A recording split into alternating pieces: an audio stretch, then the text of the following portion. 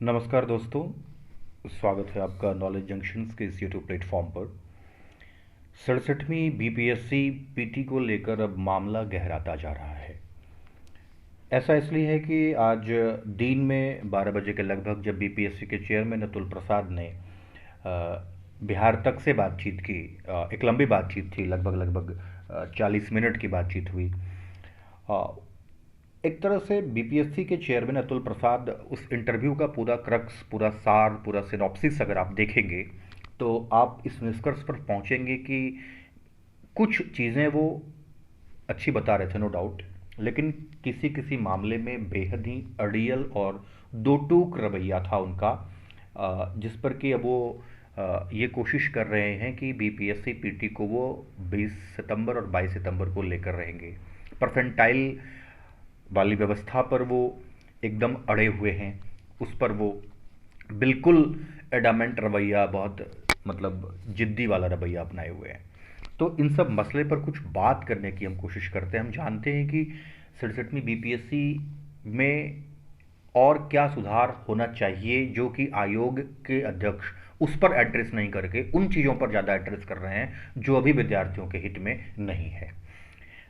पहला अगर हम बात करें तो अगर वो परसेंटाइल लागू करने पर विचार कर रहे हैं, और परसेंटाइल लागू करने पर विचार तो कर रहे हैं, लेकिन वो विद्यार्थियों के अधिकांश, जो विद्यार्थियों का एक वर्ग है जो इस बात का विरोध कर रहा है, उसको वो तार्किक रूप से सहमत या तार्किक रूप से संतुष्ट नहीं कर पा रहे हैं।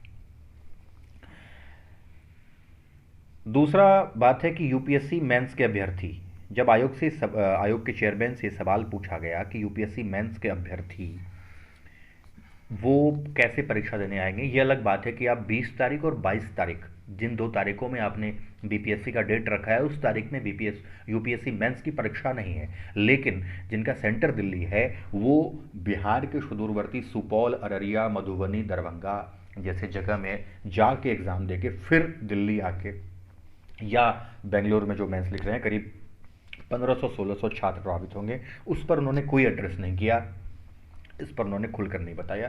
तो ये एक तरह से बहुत ज़्यादा सकारात्मक पॉइंट नहीं है उनके लिए। तीसरी बात कि 6 लाख अभ्यर्थी परीक्षा दे रहे हैं, तो परीक्षा एक दिन में क्यों नहीं हो सकती है। और अगर आपको परसेंटाइल नियम लागू ही करना था, आपको बीपीएससी में सुधार करना ही था, तो ये एक ग्रेजुअली प्रोसेस होता है। आप बताते कि हम 68वीं बीपीएससी से इस तरह का सुधार करेंगे, अभी से विद्यार्थी जो है मेंटल प्रिपेयर कर लें अपने आप को।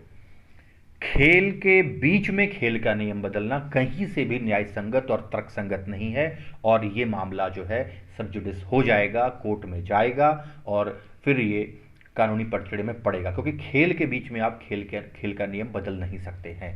67वीं बीपीएससी के विज्ञापन में कहीं भी परसेंटाइल का कोई जिक्र नहीं है। जो मूल विज्ञापन आपने निकाला, एग्जामिनेशन हुआ 8 मई को, इसके बाद आप दोबारा पुनर्परीक्षा करा रहे हैं, और आप पुनर्परीक्षा करा रहे हैं वो उसी पुराने विज्ञापन के आधार पर ही करा रहे हैं। तो इसमें आप खेल के नियम को बीच में आप खेल में बदल नहीं सकते हैं। एक जरूरी बात जिस पर आयोग के अध्यक्ष ने बात नहीं की वो है ई ऑप्शन। ई ऑप्शन बेहद जरूरी बात है, जिस पर आयोग के चेयरमैन को अपनी राय स्पष्ट करनी चाहिए थी और ई ऑप्शन को खत्म करना चाहिए था। अगर आप इतने ही प्रोग्रेसिव विचार के हैं तो आप नकारात्मक अंकन पद्धति को लागू कर दीजिए, आप नेगेटिव मार्किंग को लागू कर दीजिए, वो ज़्यादा बेहतर है बजाते ई ऑप्शंस के। ई ऑप्शंस बेहद ही क्रूर मजाक है बिहार के अभ्यर्थियों के लिए। एक तरह से मैं इसको मानता हूँ कि ये क्रूर मजाक है, जहाँ की बहुत प्रतिभाशाली, बहुत अच्छे विद्यार्थी भी ई ऑप्शन की वजह से बाहर हो जा रहे हैं। ये एक तरह से कहीं भी किसी आयोग में आप देख रहे हैं कि स्टेट पीसीएस यूपीएससी में कहीं ये ई ऑप्शन नहीं होता इस तरह का, वो भी ई ऑप्शन 5वां ऑप्शन नहीं है, 6 ऑप्शन भी है, इनमें से कोई नहीं और इनमें से कोई एक से अधिक। इस पर उन्होंने बात नहीं किया। बार बार अध्यक्ष चेयरमैन साहब जो है परसेंटाइल पर तो बात करते हैं प्रीलिम्स परीक्षा के 2 पालियों में, लेकिन मेंस में वैकल्पिक विषयों के मध्य स्केलिंग जरूरी है, इस पर उन्होंने कोई बात नहीं किया। जबकि आप देख रहे हैं कि गणित विषय में 290 अंक आ रहा है, वहीं इतिहास जैसे, दर्शन शास्त्र, राजनीति विज्ञान और हिंदी साहित्य जैसे विषयों में 180, 190 बहुत अच्छा मार्क्स है, तो 190 से ज़्यादा नहीं आ पाता है, बहुत है तो 200, और यहाँ 290 आ रहा है 300 में। तो इसको इक्वल लेवल प्लेइंग फील्ड पे कैसे लाया जाए, इस पर बात कीजिए। यहां सुधार की गुंजाइश जरूरी है। मेंस पर वो बात नहीं कर रहे हैं, बात वो कर रहे हैं पीटी में। वेटिंग लिस्ट निकालें, जो हर एक बार बीपीएससी अपनी परीक्षा निकालती है, वैसे वेटिंग लिस्ट पर बीपीएससी काम कर रही है और इस पर आयोग के अध्यक्ष को और स्पष्टीकरण करना चाहिए था। और इसके अलावा संस्थागत और संरचनात्मक सुधार जो होती है वो एक दिन का काम नहीं है।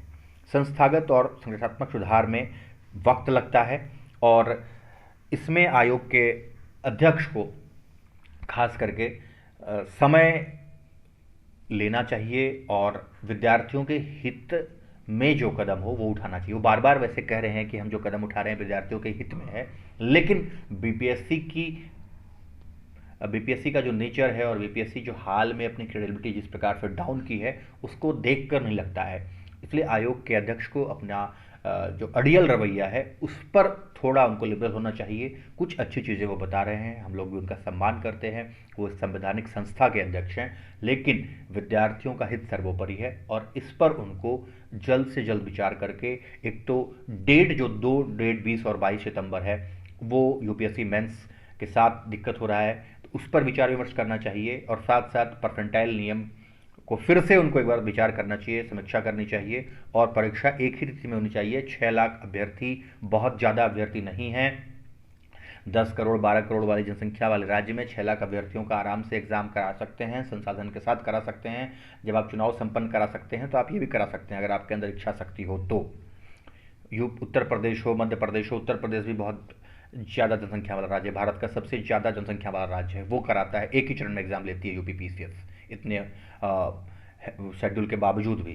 तो बीपीएससी फिर क्यों नहीं ले सकती है? और 6 लाख बहुत ज़्यादा संख्या नहीं है, कोई करोड़ों की संख्या नहीं है, 2 करोड़ 3 करोड़ विद्यार्थी नहीं बैठ रहे हैं। तो 6 लाख 5 लाख विद्यार्थियों का आप समायोजन कर सकते हैं। आपको इस पर जिले के डीएम से बात करनी चाहिए, स्थिति स्पष्ट करनी चाहिए और उसके बाद विद्यार्थियों के हक में कोई फैसला लेना चाहिए। धन्यवाद।